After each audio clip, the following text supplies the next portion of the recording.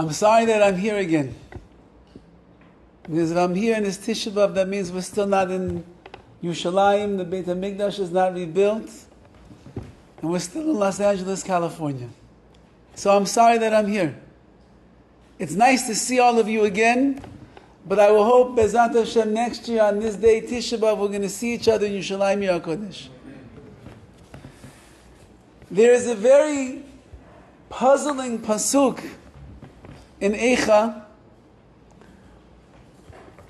that seems to have no place at all. Eicha is talking about Chorban Beit HaMikdash, it's talking about all of the death, it's talking about all the tragedy. Mothers, Rachmana Litzlan, eating their children, it's talking about terrible, terrible things.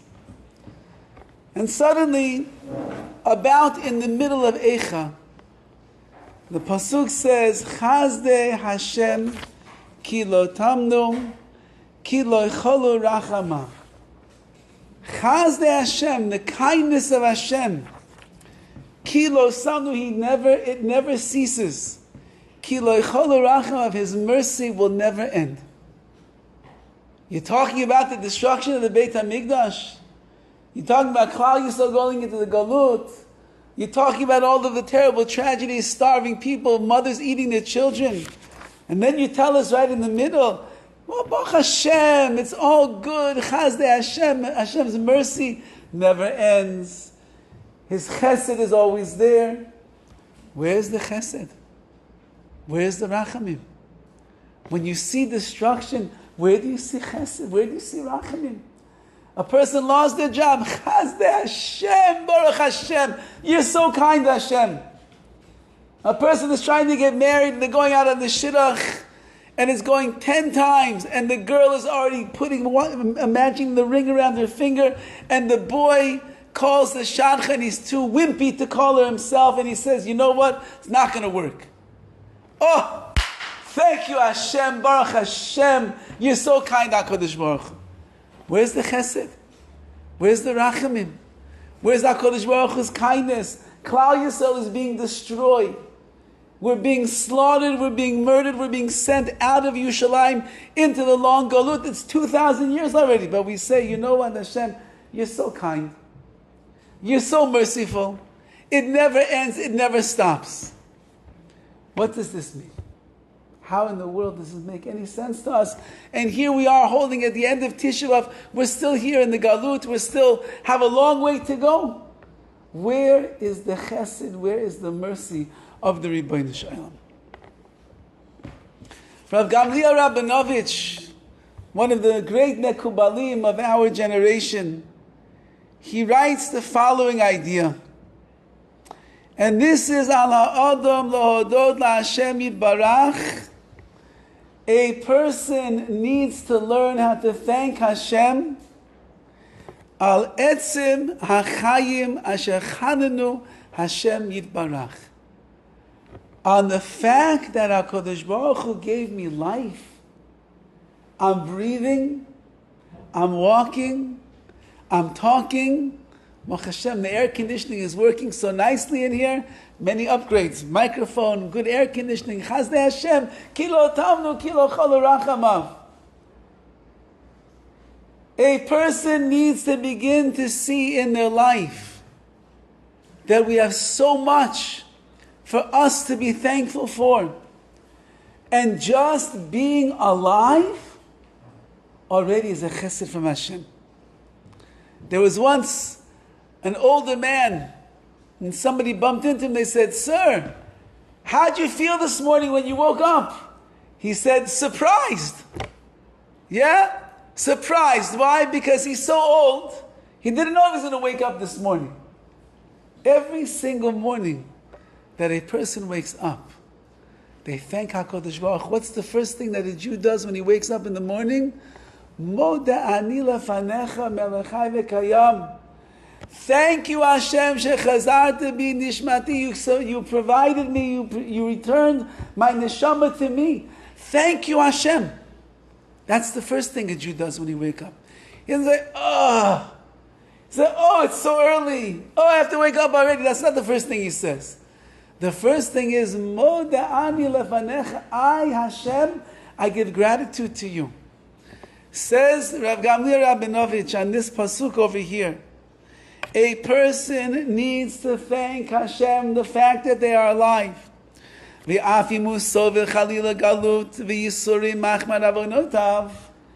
even if a person goes through very difficult times in their life, you know why you're going through difficult times?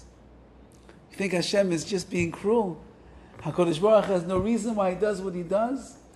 The reason that HaKadosh Baruch Hu does the things that He does is because He's always keeping track of our mitzvot, and He's always keeping track of our averot. And when HaKadosh Baruch Hu finds that the balance is out of it, and He sees there's too many averot in a person's life, sometimes the way that He solves the problem so that the mitzvot are heavier than the averot is He brings yisurim, He brings difficulties in that person's life. An ache, a pain, a flat tire, lose some money, the shidduch doesn't go, the child drives you crazy, all the different things that a person can go through. That's all chesed of Hashem. Because HaKadosh Baruch Hu wants you always to be clean. He always wants you to have more mitzvot, more zechuyot. He wants you to have a better life. Sometimes, when we see the negative, which to us looks like negative, that is the chesed, that's the kindness, the rachamav, and the mercy of HaKadosh Baruch Hu. The Meraglim are the ones who began and initiated Tisha B'Av for us. Klal Yisrael is coming from Har Sinai. They're standing on the edge of Eretz Yisrael, and they're getting ready to go in. If they're going to go in right away, Mashiach will come, Beit HaMikdash will be built, everything is going to be perfect. That's what was supposed to be. The Meraglim come along to Moshe Rabbeinu and they say, Moshe, listen, before we go in, let's send out some Meraglim, let's send out some spies. Let them go in and see where we should conquer, which side of the land we should come in from, how are the people, what kind of weapons we need. We need an iron dome, we don't need it. What do we need to be able to defeat all of these 7 nations that are there inside of Eretz Yisrael? So Moshe Rabbeinu said, go, lech lecha, shlach lecha, go for yourself, says HaKadosh Baruch Hu. I'm not telling you to go. You want to go, go. And Klal Yisrael goes in. And they see Eretz Yisrael. Anybody's been to Israel before? I assume everybody here. When you went, you saw bad stuff or you saw good stuff? When you go to Eretz Yisrael, an American like us, we go all the way there, you get off the plane, you start smelling in all the air. You walk down the streets, the cobblestone streets in the old city of Yerushalayim, you start getting excited, you feel, who knows who was walking these streets before me. You come to the kotel, you put your hand on the kotel, goosebumps all over. Whoa, Hashem, thank you for letting me be here. Yeah, Hamas is there. Yes, it's true. Are the missiles? Yes, that it's true. Is there a lot of people being Mechalel Shabbat? Yes, it's true. Do you look at that and talk about that when you go to Eretz Yisrael? A Jew that goes to Israel, they see all the good. They imbibe, they drink in the Kedusha. They want the simcha of the Torah, of the purity of Eretz Yisrael. The Meraglim go, these are the great tzaddikim of the generation. They go into Israel, they see everything they could possibly see.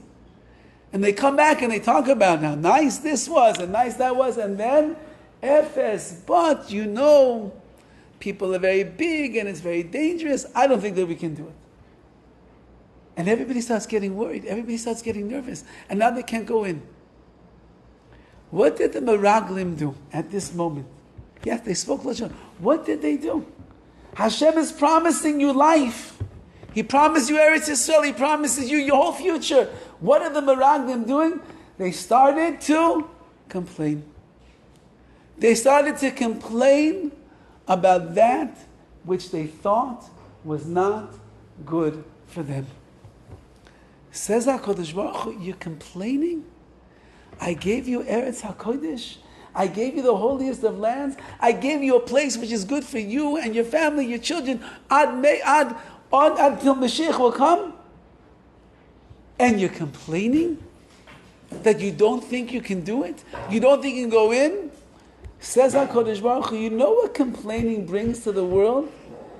It brings chorban. It brings destruction. Because when you complain, do you know who you are destroying? You are destroying yourself. A Yehudi, the word Yehudi, which is what we are, is a language of Hodah, to give thanks. The very nature of a Jew is someone that is always saying, thank you Hashem, thank you Hashem, I appreciate everything that you do for me. Even when things don't work out, thank you Hashem. Says the Pasuk, Chazdei Hashem ki lo tamnu. In the middle of Eicha, everything is going wrong. No, Hashem, your chesed, it never stops. Ki lo cholu rachamav, your mercy will never end. Why? Because I begin to recognize that even the things that don't go my way, that is also the chesed of Hashem. That is also HaKadosh Baruch Hu's plan. That is also that which is best. I just had mamish this afternoon. My wife asked me to go to the store to buy food so we have something to eat after the fast. She wanted, the Ashkenazim, our big break the fast is bagels, cream cheese, and lox. You'll never know what that pleasure is in life, I'm sorry. But for an Ashkenazi Jew, the greatest pleasure in the world after a Ta'anit is bagels, cream cheese, and lox. You know, lox is fish. You can't do that. So I'm sorry to make you jealous. But anyway, this is what we do. She sent me to the store, and she told me what to buy. And I asked her before I left, do we have cream cheese? Because I thought I saw in the refrigerator cream cheese. She says, I don't know. Okay, I was already out of the house. I go to the store, and I'm trying to call my son who's home. And for some reason, there's one store, there's no reception in that store. I call my son. He says, hello? I said, yeah, Shmuley, hello? Shmuley, can you do me a favor? Hello? Can you hear me? Hello? I guess not. Okay, let me hang up. I'll call back again.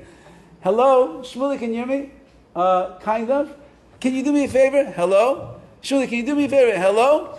Okay, he can't hear. So you know what? I'll text him. And I text him the message.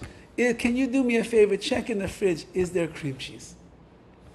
I'm doing my little shopping, and I don't get a message back from him. So I decide, you know what? I saw cream cheese. There probably was cream cheese. I'm not buying cream cheese.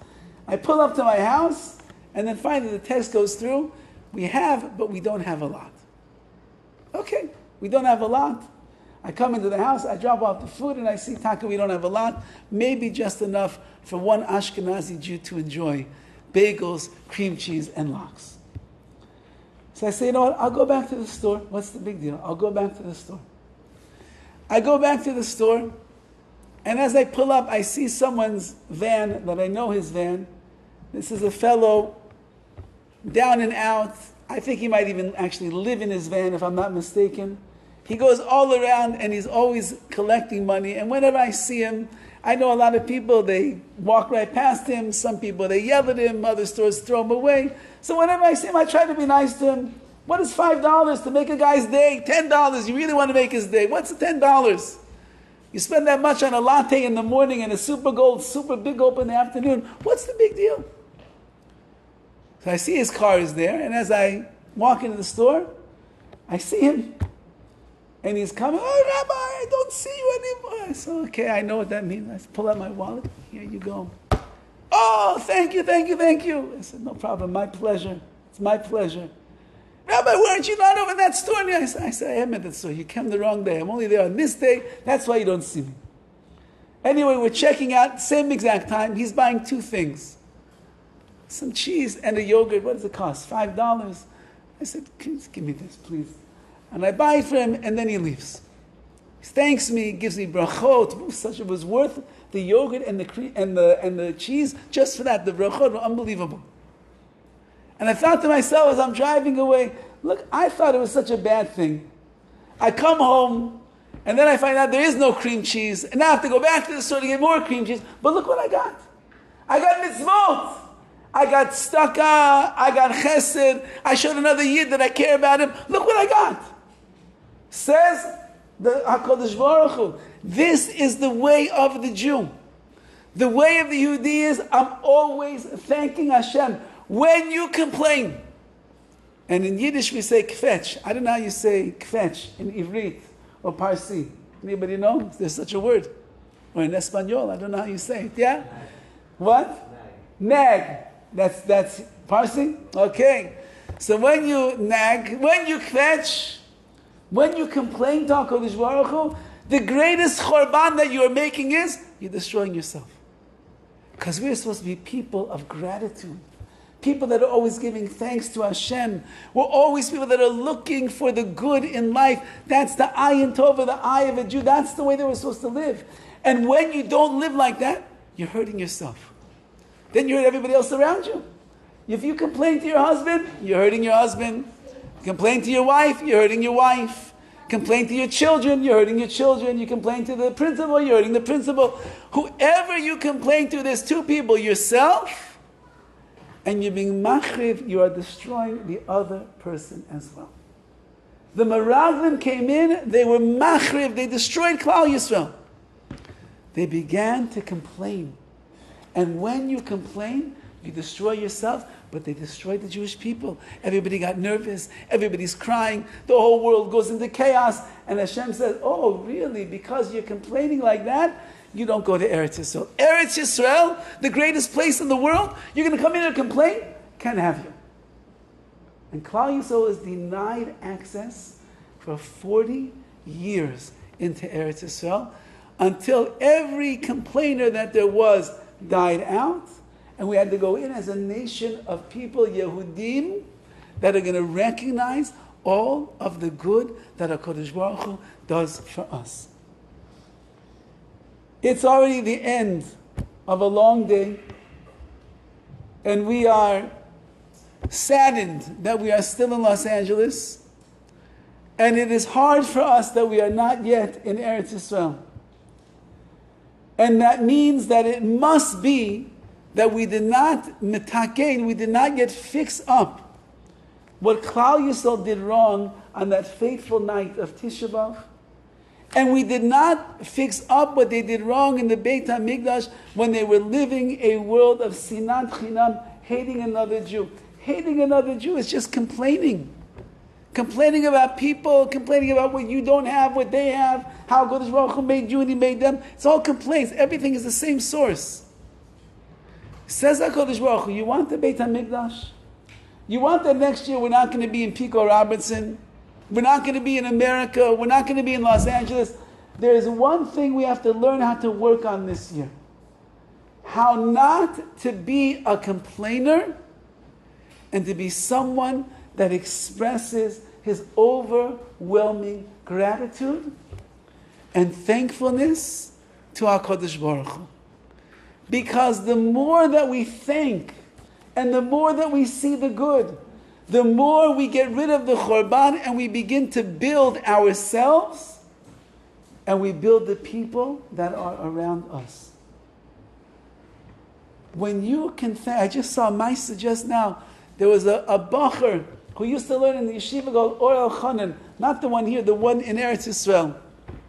And Rav Moshe Mordechai Chadash, Zecher Tzadik Livracha, a very amazing tzaddik of a person. He used to come to Los Angeles.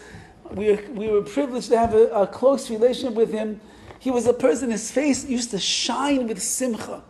He was at a hajat panim, he would shine like a malach, like an angel. One Erev Yom Kippur, he comes to the Beit HaMidrash in Or Elchanan, and one of the old bachrim that used to learn in the yeshiva happened to come to the yeshiva for Yom Kippur that year. Now this was a boy, he wasn't doing so well in yeshiva where he was now. He wasn't learning so well, davening so well. Yirat Shamayim was weak. He decided he's going to come to the yeshiva, his old yeshiva, and pray there. And Rav Chadash is walking down, and he's walking towards the doors of the Beit Midrash, and he sees this old bacher that used to be there. And he says, Shalom Aleichem. He gives him a warm welcome. Again, if you would see his face, you would know what a warm welcome Rav Chadash meant. It meant with all of his heart, such a smile. And he said, are you going to be with us for Yom Kippur this year?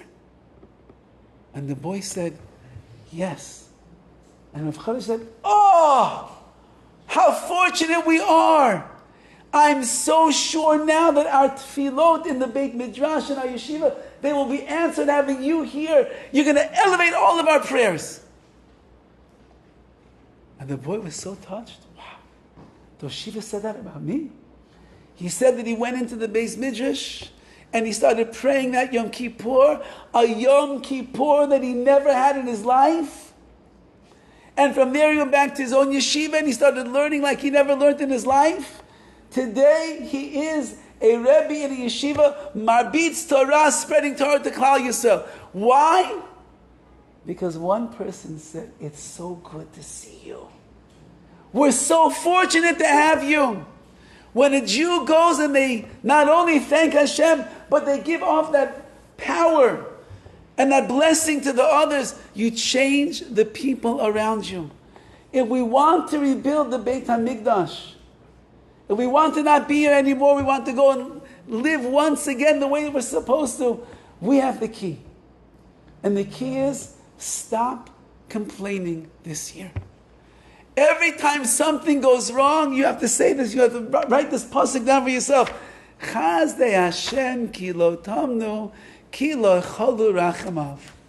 Oh, you think it's bad? No, it's all Chazdei Hashem. Remember, He's helping to keep the balance. Maybe you have too many averot, maybe you have too much tumah, maybe you have too many bad midot. He's trying just to change things and weigh down the scales in your favor. When we do that, we come next year to a TISHA B'Av, and HaKadosh Baruch Hu says, to these people, I can't keep them in Galut anymore. Galut is for complainers. Galut is for people that look at the bad. Galut is for people that don't know how to say thank you and see the good in another person. There's sinan chinam. These people, look how they treated everybody this year. They said nice things to people. They lifted up their spirits in their day. They made them feel good about themselves. Oh, that is the Jew that I want to be in my Beit HaMikdash in Yerushalayim Bezrat Hashem. I want to leave you off with one last story. A beautiful story, sad but beautiful. There was a family in Eretz Yisrael, and one of the boys in that family, beautiful mishpacha, frum, everything, one of the boys was struggling in his Yiddishkeit, struggling in his mitzvot, in his Torah, and he was getting farther and farther and farther and farther away from the derech of mitzvot. And it was very painful to the parents. I'll never wish this on any parent in the whole world, that they should know what that pain is, but it's a pain it doesn't end. You know, Yaakov Avinu, when Yaakov Avinu lost Yosef at Tzaddik, he was mitonen.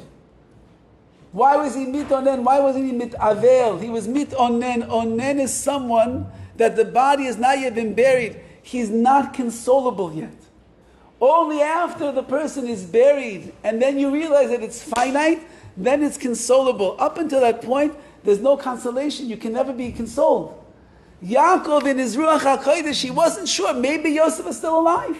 Who knows? And therefore, he could never be consoled for the loss.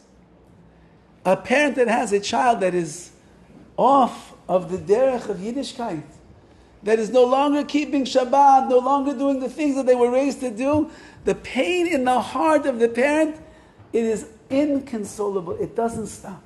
So I do not wish this pain on anybody in the world. There was this family, and the son, Sar min haderech, as we say, he traveled off of the pathways. And his parents were so broken. And they were so sad, and they were so down. And what do people do when they're sad? They complain.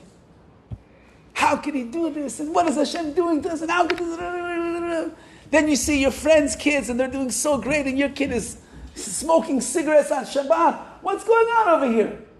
And so they complained and complained and complained, and it just makes things 100,000 times worse. They needed some direction. So they went to a series of lectures by a rabbi who's an expert on helping parents deal with these children. Their children are no longer so religious. And one of the things that he said, I want to give you a piece of advice. It will turn the day around for you. Instead of always seeing all the wrong things that your son is doing or your daughter is doing, instead of looking at all the pain that they are causing you, you need to learn to say, thank you, Hashem. Thank you, Hashem. He doesn't have green hair. Baruch Hashem. Thank you, Hashem. He doesn't have tattoos, or he has a tattoo, but it's only one tattoo. Thank you, Hashem. Thank you, Hashem. You know that when he comes to my house for Shabbat, he puts on a kippah. Thank you, Hashem. Just learn how to thank Hashem for the good and stop looking at all of the bad. It'll change your spirit, it'll change your mood, it'll change the atmosphere in your house. So the father liked this. And he came home and he told his wife, we have to stop complaining. Hashem doesn't like complainers. It's ruining our house. It's ruining the other kids. We have to stop. From now on, thank you, Hashem. Let's thank Hashem. He said, Baruch Hashem. We have 7 other children. And those kids are doing great. So why don't we start with that? Thank you, Hashem, for my Moishele, and thank you, Hashem, for my Malkala, and thank you, HaKadosh Baruch Hu, for my Yitzi, and thank you, Hashem, for my Shmuli. Thank you, Hashem. Thank you for all these kids. Beautiful kids. Thank you. Thank you for our family. Thank you for our house. Thank you for this. Thank you for that. Thank you for everything, Hashem. And then they sat down with the other kids. Because when one kid in the house goes off, it affects the whole family. So they said, look, we know they're having troubles. Your older brother over here, he's having a hard time. And it makes it very difficult. And I know that we're all in pain. But you know what? We're not complaining anymore. From now on in our family, we thank Hashem. We thank Hashem for everything. Because everything that HaKadosh Baruch Hu does, it's all good. We just don't understand all of the time. And so the whole family had a project in the house. They had to learn how to thank Hashem for everything. This one thanked Hashem for their school. This one thanked Hashem for the ice cream on Shabbat. This one thanked Hashem for the vacation they went on. This one thanked the wife, they thanked the husband, thanked the kids, and all day long they're thanking. Now the other kid that's really not with the program anymore, he's not in the house. He's doing his own thing. He's barely around. The Yom Tov of Pesach was coming. And of course, they extended the invitation to their son who's not around. You know, it's Pesach, coming in a few days. You know how much we always love to have you around for the Seder? So we just want to extend the invitation to you, our dear son. If you'd like to come, we would love to have you. Yeah, I'll think about it, he says. Okay, we tried. Suddenly, the night of the Seder, as the Seder is beginning, there's a knock on the door. And they say, Eliyahu Novi? Who's that? And they go open the door, and here comes their son. No kippah, jeans, a ripped shirt, nothing at all to do with their family. And he comes into the house.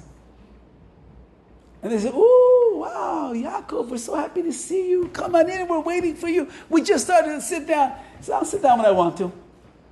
Okay?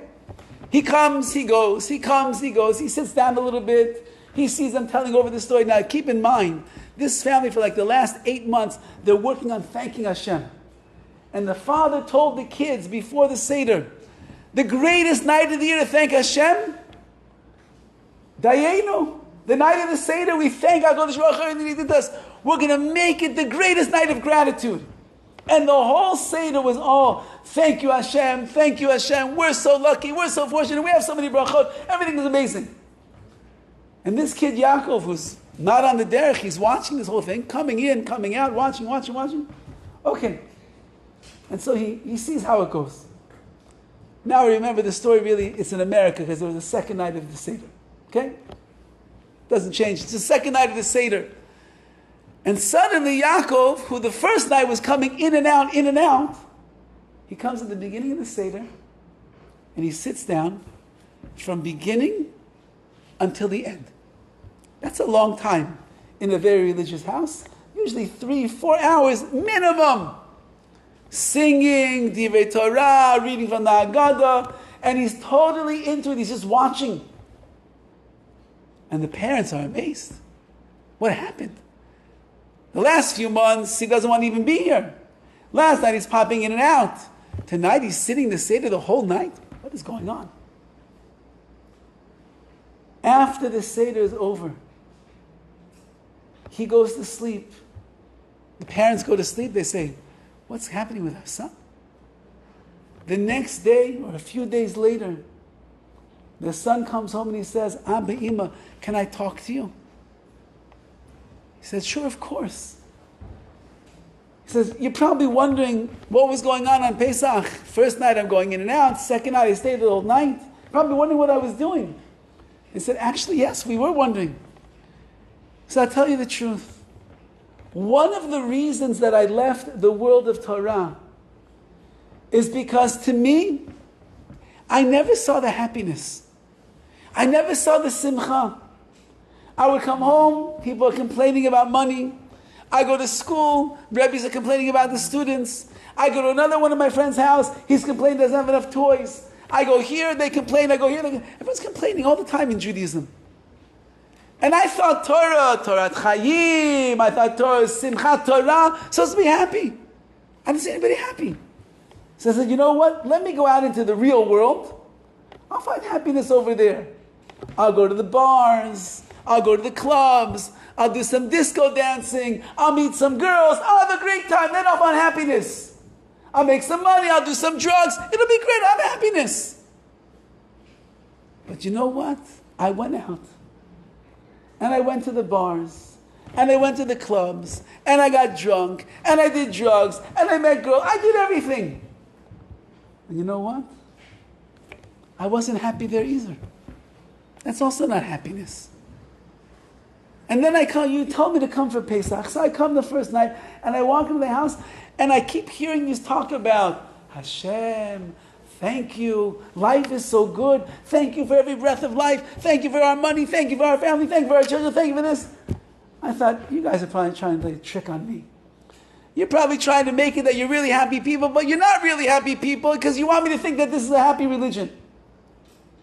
So the second night I figured I got to stay there the whole night, and I have to see the way that you run the Seder. I'll catch you with your complaints like you used to have. But you know what? It was so real. It was so authentic. Your gratitude, your happiness, your thankfulness to Hashem. It was so real. For the first time in my life, I realized Torah and mitzvot are the happiest thing you could have in your life. And he said, Ben Ima, if you allow, I would like to come home and start living a life of Torah and mitzvot once again. And of course, with simcha and joy, they embraced their son and they said, of course, our dear son. And then they said, thank you, Hashem. This is the way of Klal Yisrael.